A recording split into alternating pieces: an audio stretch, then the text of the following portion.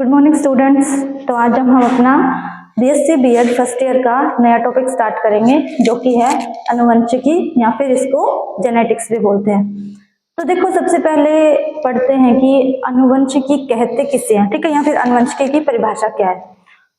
तो देखो कि हमें पता है कि माता पिता संतानें उत्पन्न करते हैं और जो लक्षण उनके माता पिता के अंदर पाए जाते हैं, कुछ लक्षण जैसे कि उनके बालों का कलर हो गया, ठीक है, उनकी आंखों का कलर, उनकी स्किन का कलर, उनकी हाइट वगैरह, तो ऐसे कुछ ऐसे लक्षण है जो कि माता पिता से क्या होते हैं, उनकी संतानों के अंदर जाते हैं, ठीक है। अब वो माता से भी जा सकते हैं और पिता से भी, दोनों से, ठीक है।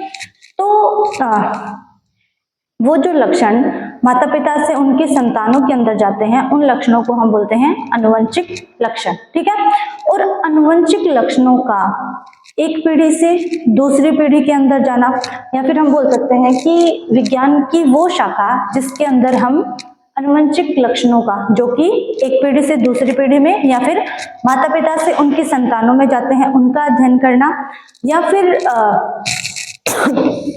कुछ जो विविधताएं उत्पन्न हो जाती है, ठीक है, उन विविधताओं का अध्ययन करना। तो जिस भी विज्ञान की शाखा में इन सब का अध्ययन किया जाता है उनको हम बोलेंगे आनुवंशिकी, ठीक है। तो विज्ञान की वो शाखा जिसमें आनुवंशिक लक्षणों का और विविधताओं का अध्ययन किया जाता है उनको हम बोलेंगे आनुवंशिकी। और आनुवंशिक लक्षण कौन से होते हैं, जो कि माता पिता से संतान में जाते हैं या फिर एक पीढ़ी से दूसरी पीढ़ी के अंदर जाते हैं, ठीक है। अब ये कि जो आनुवंशिकी है, ठीक है, या फिर जो जेनेटिक्स है, उसकी खोज किसने की या फिर उसका पता किसने लगाया, ठीक है। तो आनुवंशिकी की खोज किसने की? ग्रेगर जॉन मेंडल ने। किसने की?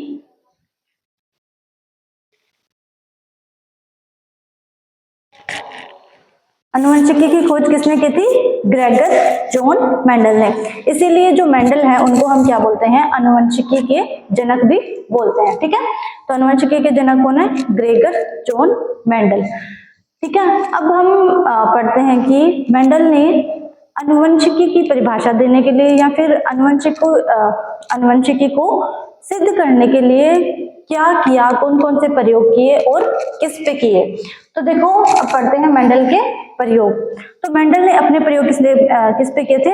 उद्यान मटर पे, या फिर इसको मीठी मटर भी बोलते हैं, ठीक है।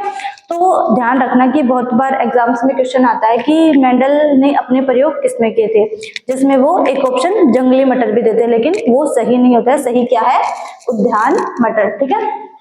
मेंडल ने अपने प्रयोग किस पे किए थे? उद्यान मटर पे, ठीक है। अब इन्होंने अपने प्रयोगों के लिए इस पादप को ही या फिर उद्यान मटर को ही क्यों चुना? तो इसके पीछे भी क्या है, कई कारण थे, जिसमें से हम पढ़ते हैं कि कौन कौन से कारण थे। तो देखो जो उद्यान मटर होती है उसका वैज्ञानिक नाम क्या होता है? पाइसम सैटाइवम, ठीक है। ये क्वेश्चन भी पूछ लिया जाता है एग्जाम में।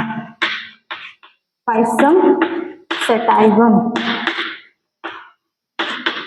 ये क्या है? उद्यान मटर का वैज्ञानिक नाम। अब हम पढ़ते हैं कि मेंडल ने अपने प्रयोगों में उद्यान मटर को ही क्यों शामिल किया, या फिर अपने प्रयोग इन्होंने इसी पौधे पे क्यों किए।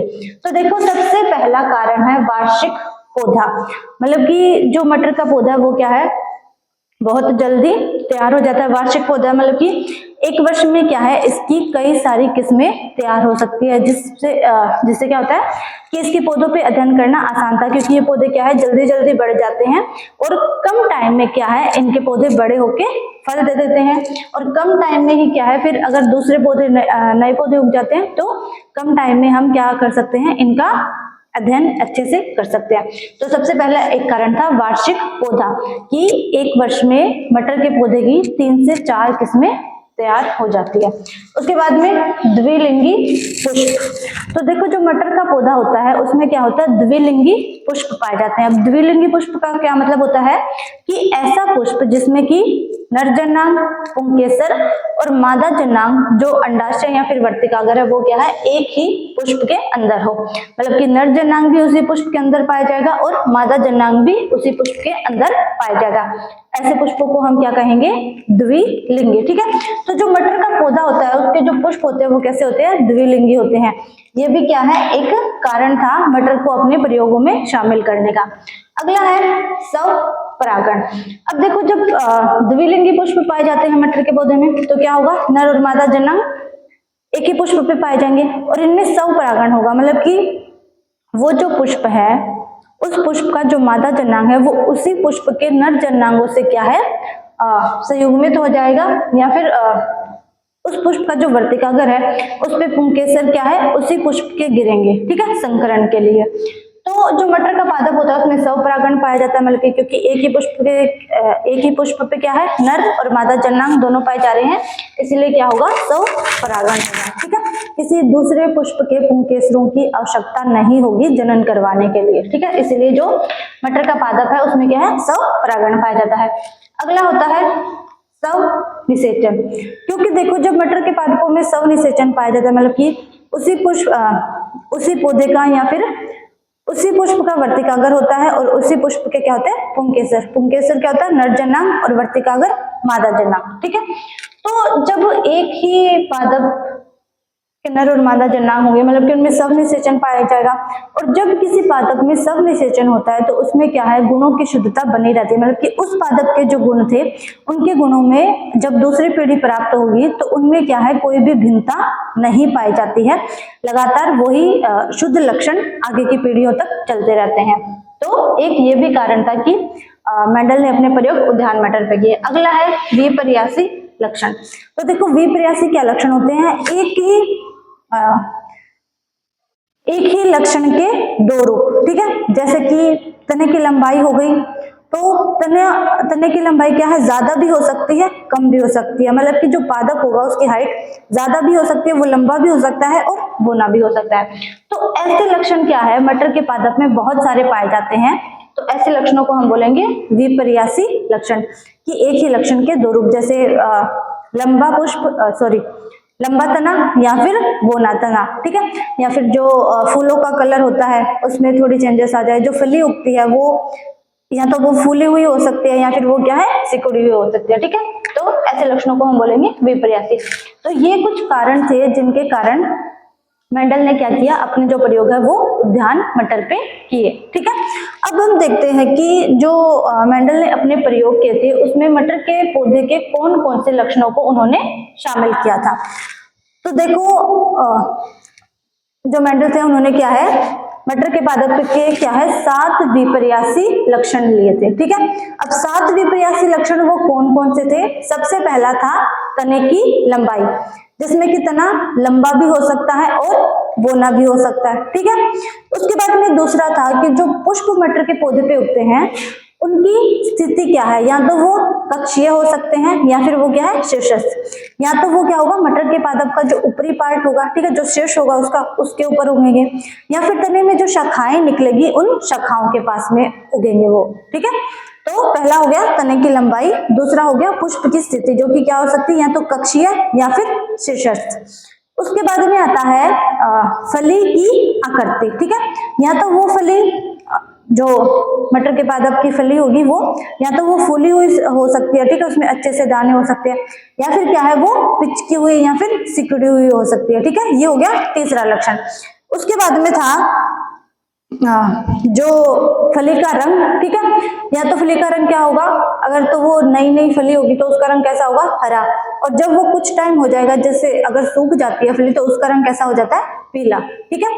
फिर आता है कि जो बीज पत्तर है, ठीक है, जो बीजों के ऊपर जो आवरण पाया जाएगा, बीजावरण, तो बीजावरण का रंग कैसा होगा, तो बीजावरण का रंग या तो सफेद हो सकता है या फिर क्या है धूसर या फिर ग्रे कलर का हो सकता है, ठीक है। उसके बाद में जो बीज पत्तर होते हैं, मतलब मटर क्या है द्विबीजपत्री पादप है, क्योंकि उसके जब मटर को हम तोड़ते हैं तो 2 टुकड़ों में अलग हो जाते हैं ना, मतलब कि वो द्विबीजपत्री पादप है। तो जो बीज पत्तर है उनका रंग कैसा हो सकता है, या तो वो पीला हो सकता है या फिर क्या है हरा हो सकता है, ठीक है। उसके बाद में जो मटर के पादप के बीज बनते हैं वो कैसे हो सकते हैं, या तो वो गोल हो सकते हैं या फिर क्या है झुर्रीदार हो सकते हैं। इस प्रकार जो मेंडल है उन्होंने क्या किया, मटर के 7 विपर्यासी लक्षणों को शामिल किया अपने प्रयोग में। तो कौन कौन से हो गए, सबसे पहले तने की लंबाई जो कि क्या होगी या तो लंबा तना या फिर बोना तना। उसके बाद में जो पुष्प उगेंगे मटर के पौधे पे वो मतलब उनकी स्थिति या तो वो कक्षीय हो सकती है या फिर वो शीर्षस्थ हो सकती है। उसके बाद में फली की आकृति या तो फली मोटी हो सकती है या फिर क्या है सिकुड़ी हुई हो सकती है। उसके बाद में आया फली का रंग जो कि हरा या फिर पीला हो सकता है। उसके बाद में आया बीज का आवरण, मतलब कि जो बीज के ऊपर आवरण पाया जाता है वो कौन से कलर का होगा, या तो वो सफेद हो सकता है या तो वो धूसर या फिर ग्रे कलर का हो सकता है। उसके बाद में आया बीज पत्तर, बीज पत्तर का रंग कौन सा होगा, या तो हरा हो जाएगा या फिर पीला हो जाएगा। उसके बाद में जो बीज है बीज की आकृति आई, तो बीज की आकृति या तो गोल हो सकती है या फिर झुर्रीदार। ठीक है, इस प्रकार मेंडल ने क्या किया, मटर के 7 विपर्यासी लक्षण लिए और फिर उन 7 लक्षणों के ऊपर क्या है इन्होंने मटर के पौधे पे प्रयोग किए उन लक्षणों के आधार पर। अब हम पढ़ते हैं मेंडल की अध्ययन विधियां। अब देखो कि जब मेंडल ने आनुवंशिकी के नियम दिए थे, ठीक है, तो मेंडल से पहले भी क्या है कई वैज्ञानिक ऐसे थे जिन्होंने क्या किया कि आनुवंशिकी की शाखा को सिद्ध करने के लिए बहुत से प्रयोग किए थे। लेकिन क्या हुआ कि वो जो वैज्ञानिक थे वो क्या हुआ अपने कार्य में सफल नहीं हो पाए। लेकिन जब मेंडल ने मटर के पौधों पे प्रयोग किया था तो वो क्या हुआ अपने कार्य में सफल हुए, इसलिए उन्हें क्या आनुवंशिकी के जनक कहा जाता है। तो हम पढ़ेंगे कि मेंडल ने ऐसी कौन सी अध्ययन विधियां अपनाई जिनके कारण उनके जो प्रयोग थे वो सफल हुए, जबकि जो बाकी वैज्ञानिकों ने प्रयोग किए थे वो सफल नहीं हुए। ठीक है, तो देखो सबसे पहला प्रयोग था एक बार में एक ही लक्षण। तो मेंडल ने क्या किया कि जब मटर के पौधे पे अपने प्रयोग शुरू किए थे उन्होंने, तो उन्होंने क्या किया एक बार में एक ही लक्षण का अध्ययन किया। जैसे मतलब मान लो पहले तने के लक्षण का अध्ययन किया, तो तना लंबा या फिर बौना। पहले केवल क्या किया तने के एक ही लक्षण का अध्ययन करेंगे, या तो तने के लक्षण का अध्ययन कर लिया या फिर बीज की आकृति का या फिर बीज के रंग का, ठीक है, बीज पत्तर के रंग का। तो उन्होंने क्या किया एक बार में एक ही लक्षण लिया और उस लक्षण को लेकर ही क्या है उन्होंने आगे प्रयोग किए, एक ही लक्षण पे ज्यादा फोकस किया। लेकिन जो दूसरे वैज्ञानिक थे जो मेंडल से पहले जिन वैज्ञानिकों ने प्रयोग किया था उन्होंने क्या किया था कि एक बार में उन्होंने बहुत सारे लक्षण एक साथ ले लिए थे। वो एक साथ क्या कर रहे थे बहुत सारे लक्षणों का अध्ययन कर रहे थे। इसी कारण क्या हुआ उनके जो प्रयोग थे वो असफल हो गए। और मेंडल ने क्या किया एक बार में एक ही लक्षण का अध्ययन किया, मतलब कि उन्होंने एक बार में सिर्फ एक ही लक्षण लिया और उसी को अच्छी तरह से स्टडी किया, जिसके कारण क्या हुआ मेंडल के जो प्रयोग थे वो सफल हुए। ठीक है, दूसरा कारण क्या था कि पहले एक लक्षण के व्यवहार का पूर्ण प्रेक्षण। ठीक है, तो उन्होंने क्या किया एक बार में एक लक्षण लिया और फिर क्या किया बार बार पौधों में संकरण करवाकर एक पीढ़ी से दूसरी पीढ़ी प्राप्त की, फिर दूसरे से तीसरी, इस तरह उन्होंने क्या किया कि कई पीढ़ियों तक अध्ययन किया। और कई पीढ़ियों के अध्ययन में उन्होंने क्या किया कि सबसे पहले जो लक्षण लिया था उसी लक्षण का क्या है अच्छी तरह से प्रेक्षण किया। उस लक्षण का जो व्यवहार है कि वो पौधे में कैसे दिखाई दे रहा है उसका पूर्ण प्रेक्षण किया। पहले केवल और केवल एक लक्षण पे उन्होंने अच्छी तरह फोकस किया, उस पे प्रयोग किए। ठीक है, उनके प्रयोगों से फिर क्या रिजल्ट निकले उन रिजल्ट को उन्होंने समझा अच्छे से। और सबसे पहले जब एक लक्षण का उन्होंने पूरी तरह से प्रेक्षण कर लिया था, ठीक है, जब एक लक्षण की मतलब बहुत सारी पीढ़ियां प्राप्त करके उन्होंने क्या किया एक लक्षण कैसे दूसरी पीढ़ी में जाता है या फिर कैसे खुद को प्रकट करता है ये उन्होंने क्या किया पहले अच्छे से समझ लिया, उसका पूरी तरह से अच्छे से प्रेक्षण कर लिया। उसके बाद में उन्होंने क्या किया कि दूसरे लक्षणों का और प्रयोग किया। ठीक है, या फिर क्या है कि पहले एक लक्षण को लिया उसको अच्छी तरह से समझा, उसके बहुत सारे प्रेक्षण प्राप्त किए और उसको उस लक्षण के व्यवहार का पूर्ण तरह से प्रेक्षण किया। उसके बाद उन्होंने क्या किया कि दो दो लक्षणों को साथ में लेकर प्रयोग शुरू किए। तो यह भी एक कारण था मेंडल के प्रयोगों की सफलता का। उसके बाद तीसरा कारण आता है स्वनिषेचन या फिर परपरागण। देखो हमने पढ़ा कि जो मटर के पौधे होते हैं वो क्या उसमें द्विलिंगी पुष्प पाए जाते हैं, इसीलिए उनमें क्या है स्वनिषेचन पाया जाता है, मतलब कि अपने आप ही उनमें निषेचन हो जाता है, बाहर से या फिर किसी भी दूसरे वातावरण या कारक की जरूरत नहीं पड़ती है उसके लिए। तो जो स्वनिषेचन होता है तो उसमें हम क्या करें, अगर मतलब मान लो जो पुष्प के नर जनांग और मादा जनांग है वो दोनों क्या है, अलग अलग टाइम पे विकसित होते हैं, ठीक है। लेकिन अगर हम ऐसा करें कि मादा जननांग के विकसित होने से पहले ही जो नर जननांग है उसी पुष्प में, या फिर उस नर जननांग के जो पुंकेसर है उनको हटा दे, तो केवल उस पुष्प में क्या है, मादा जननांग बच जाएगा, ठीक है। तो ऐसा ही कुछ किसने किया, मेंडल ने। तो उन्होंने क्या किया कि मादा जननांग के विकसित होने से पहले ही जो नर जननांग थे या फिर जो पुंकेसर थे उनको उन्होंने हटा दिया, ठीक है। और फिर मादा जननांग को क्या किया, एक पॉलीथीन की सहायता से अच्छे से बांध लिया, ठीक है।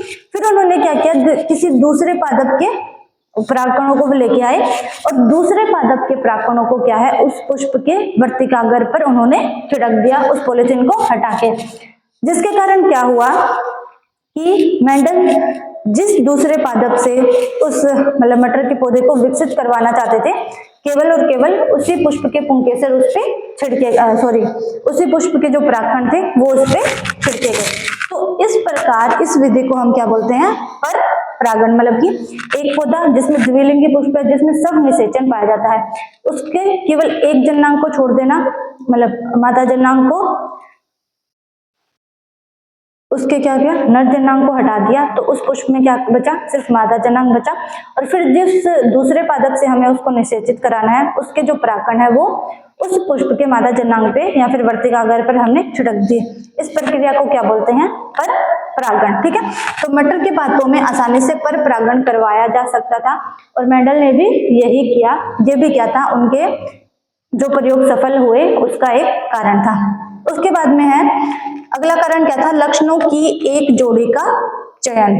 मतलब कि उन्होंने एक बार में क्या है, एक लक्षण के लिया और लक्षणों की एक जोड़ी का चयन किया। जैसे तने की लंबाई ली, तो या तो लंबा पादप हो सकता है या फिर बोना पादप हो सकता है।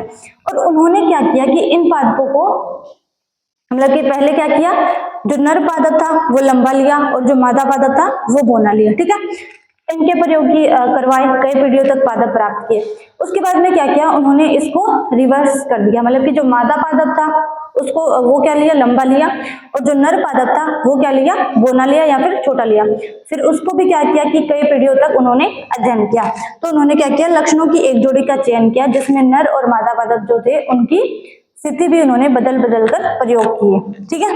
अगला लास्ट कारण था कि परागण के बाद बीजों को परिपक्व होने दिया, ठीक है। कि जब पर परागण करवा दिया, ठीक है, मटर के पौधे में, उसके बाद क्या हुआ, जब बीज बने तो उन बीजों को उन्होंने क्या किया, अच्छे से सुखाकर और उन्हीं बीजों से क्या है, नए पादप प्राप्त किए।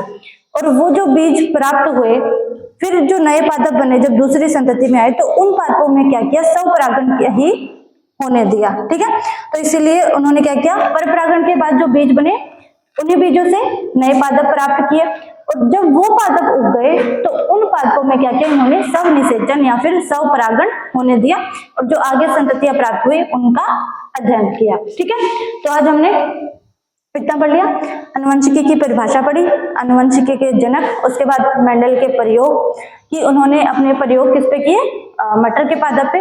और मटर के पादप को ही क्यों चुना, क्योंकि वो वार्षिक पौधा होता है, एक वर्ष में उसकी बहुत सारी किस्में प्राप्त कर सकते हैं। उसके बाद द्विलिंगी पुष्प, कि इसमें नर जननांग और मादा जननांग एक ही पुष्प पे पाए जाते हैं। उसके बाद इसमें स्वपरागण होता है, फिर इसमें स्व निषेचन होता है जिसके कारण क्या है, गुणों की शुद्धता बनी रहती है और इसमें विपर्यासी लक्षण पाए जाते हैं। फिर हमने 7 विपर्यासी लक्षण पढ़ लिए थे, ठीक है। और फिर उसके बाद में हमने पढ़ा कि मेंडल की अध्ययन विधियां कौन कौन सी थी जिसके कारण वो अपने प्रयोगों में सफल हुए। अब कल हम पढ़ेंगे कि मेंडल ने कौन कौन से प्रयोग किए थे, ठीक है। और कुछ शब्दावली भी बताऊंगी आपको कि जो मेंडल के प्रयोगों में जो वर्ड यूज हुए हैं उनका अच्छे से क्या मतलब है। तो आगे हम करेंगे नेक्स्ट सेशन में।